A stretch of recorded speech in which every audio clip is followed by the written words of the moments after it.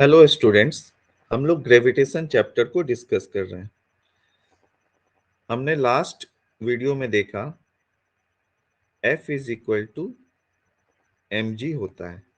जब कोई body free fall motion में होता है तो उस पर लग रहा gravitation force of attraction m into g होता है, जहाँ पे उस बॉडी का मास स्मॉल m है और small g acceleration due to gravity है।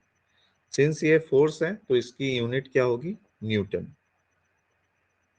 और फोर्स क्या होता है? एक वेक्टर क्वांटिटी होता है।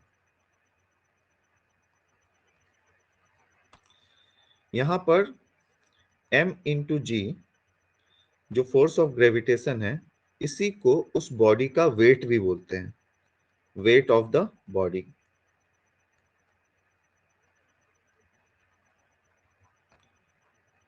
सो वेट ऑफ द बॉडी और मास ऑफ द बॉडी में अंतर होता है। मास क्या है? Small m। m क्या है? मास है, मास ऑफ द बॉडी। और इसकी यूनिट होती है किलोग्राम। SI यूनिट होती है किलोग्राम, और यह एक स्केलर क्वांटिटी होता है।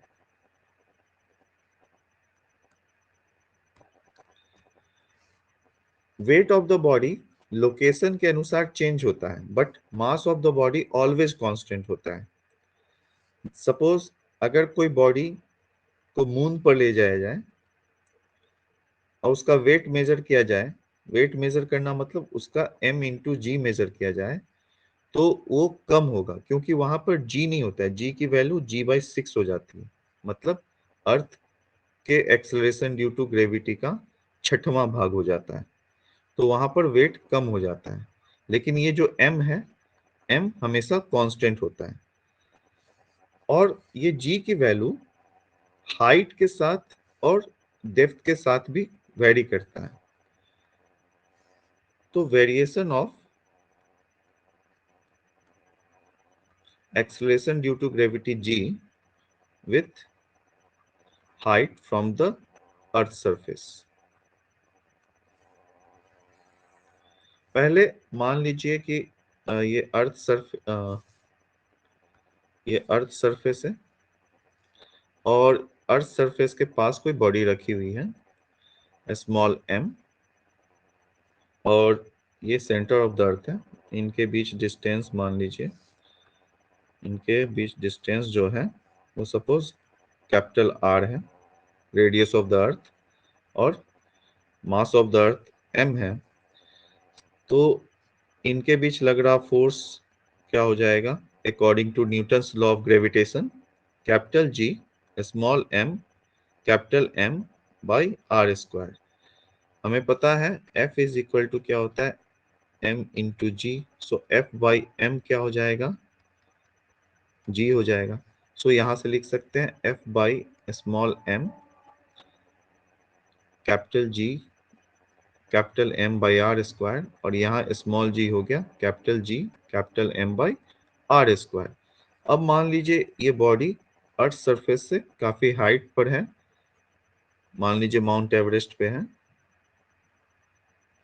और यहाँ से अर्थ सरफेस का डिस्टेंस h है, और सेंटर से अर्थ के सेंटर से अर्थ का सरफेस का जो डिस्टेंस है रेडियस ऑफ द अर्थ है।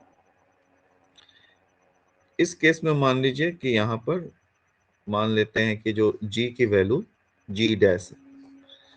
सो यहाँ पर फोर्स लग रहा होगा F dash according to Newton's law of gravitation, capital G mass of the earth m है, और इसका mass as it is small m है, m कैपिटल M, और डिस्टेंस अब क्या हो गया? r प्लस h का स्क्वायर, क्योंकि इन दोनों के बीच अब डिस्टेंस चेंज हो गया, अब r नहीं रह गया, r प्लस h हो गया है। तो ऐसे केस में अब हम लिखेंगे F dash by M capital G M by r प्लस h का होल स्क्वायर। इसको अगर हम G डैश कहते हैं तो ये नया वाला एक्सेलरेशन ड्यू टू ग्रेविटी हो गया, जो कि हाइट पर रखे हुए ऑब्जेक्ट पर लग रहा है। सो इन इक्वेशन 1 हो गया और ये इक्वेशन 2 हो गया। तो इक्वेशन 2 को इक्वेशन 1 से डिवाइड करते हैं तो g dash by g is equal to हो गया g m by r plus h का होल स्क्वायर, और तो यहाँ पे आर स्क्वायर ऊपर चला जाएगा, जी एम नीचे आ जाएगा, ये कैंसिल आउट हो गया। So will get the relation g dash by g r square r plus h का होल स्क्वायर। सो यहाँ से हमें रिलेशन प्राप्त होता है g dash is equal to g into r square by r plus h का whole square. Now अब हम देखेंगे variation of g, variation of g with depth d from the surface of the earth. So मान लीजिए कि ये earth surface है और यहाँ पर अगर बॉडी है अर्थ सरफेस पर, तो हमें पता है स्मॉल जी की वैल्यू क्या हो जाती है, capital G capital M by are square.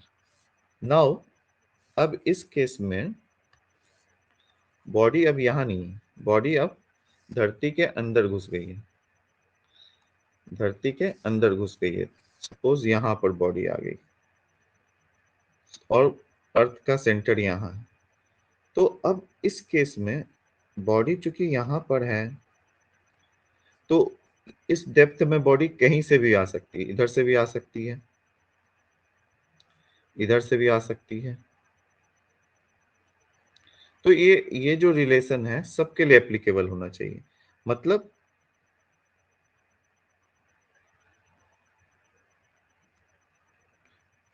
Just a minute.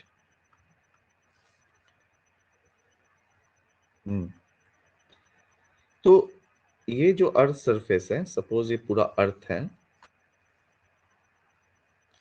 तो बॉडी डेप्थ में कहीं से भी घुस सकता है, यहां से भी घुसे, कहीं से भी घुस सकता है। तो ये जो रिलेशन है जो हम निकालने वाले हैं, जो वेरिएशन ऑफ जी है, ये सभी डेप्थ के लिए लागू होना चाहिए।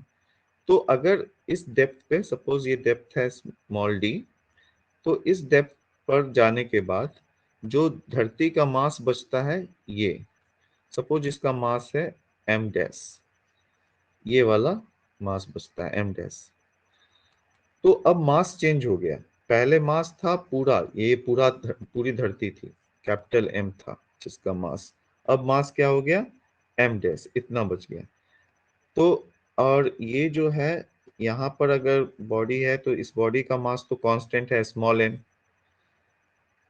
और अब इनके बीच का जो डिस्टेंस क्या रह गया, यहाँ से यहाँ तो टोटल पहले क्या था, capital R radius of the अर्थ, लेकिन उसमें से ये डेप्थ घटा देंगे तो ये क्या बचेगा, आर माइनस डी। तो डिस्टेंस तो समझ में आ गया, R minus D, but mass क्या हो गया अब अर्थ का, एम डैश। तो नया वाला जी डैश क्या हो जाएगा, capital g m dash by r minus d का whole square. Now throughout earth का अगर हम डेंसिटी को कांस्टेंट मानते हैं, रो, इस चीज को हम लोग रो,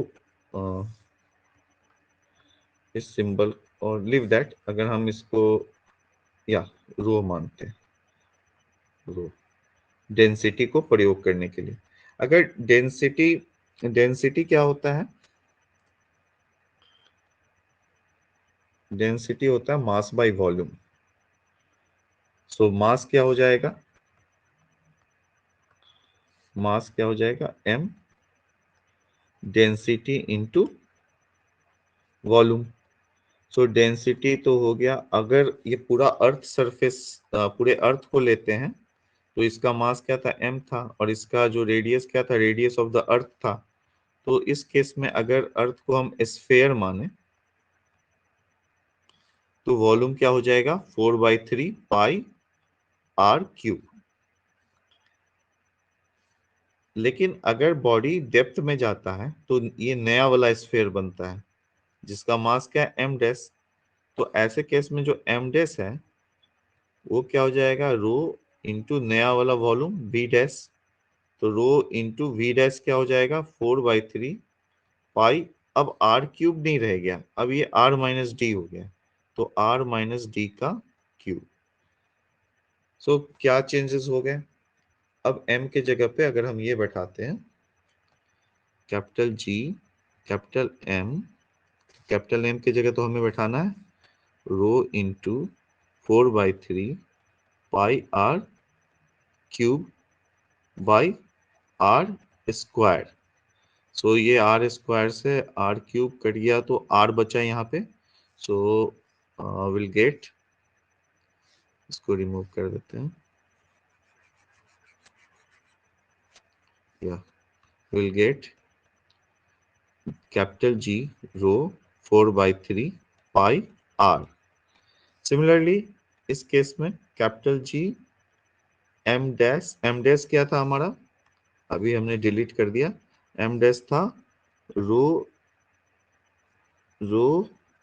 into 4/3 pi r minus d का whole cube divide by r minus d का होल स्क्वायर। सो ये भी कैंसिल आउट हो जाएगा। सो ये क्या बचेगा, कैपिटल जी रो 4/3, रो क्या है, density, pi r minus d. So ये जी डैश हो गया, नया वाला जी, और ये जी हो गया। ये इक्वेशन 1 हो गया और ये इक्वेशन 2 हो गया। दोनों को डिवाइड करते हैं तो ये आपका हो गया g dash by g. G dash क्या हो गया, capital g rho 4/3 pi r minus d, और स्मॉल ये स्मॉल जी क्या हो गया, g capital g rho 4/3 pi into r. तो ये दोनों कैंसिल आउट हो गया, ये 4/3 पाई पाई कैंसिल हो गया। सो बचा g dash by g capital r minus d by r. So ये हो गया 1 minus d by r. So g dash is equal to हो गया g into 1 minus d by r. So ये relation हुआ, ये वेरिएशन हुआ जी में, ये नया वाला जी हो गया जी डैश, ये नया वाला g due to depth. So variation of g due to depth का रिलेशन ये हो गया। Thank you.